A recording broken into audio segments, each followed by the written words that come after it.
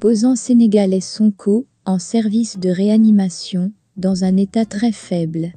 Pour plus d'informations, retrouvez-nous après le générique. Mais avant de commencer, n'oubliez pas de vous abonner et d'activer la cloche de notification pour ne pas manquer nos prochaines vidéos. Bon visionnage.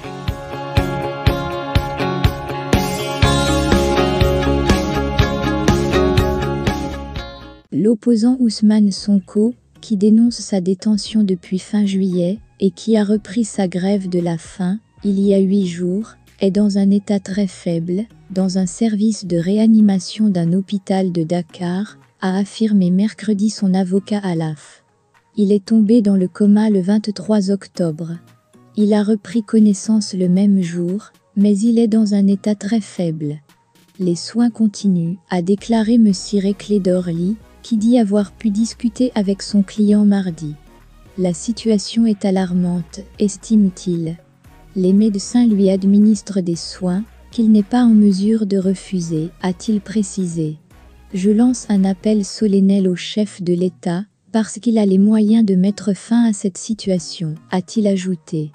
Candidat à la présidentielle de février 2024, M. Sonko, 49 ans, troisième de la présidentielle de 2019, accuse le président Macky Sall, qui s'en défend, de vouloir l'écarter du scrutin par des procédures judiciaires.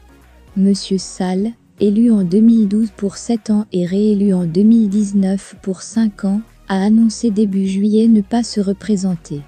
Condamnation pour diffamation. Après une condamnation pour diffamation contre un ministre, M. Sonko a été déclaré coupable le 1er juin de débauche de mineurs et condamné à 2 ans de prison ferme.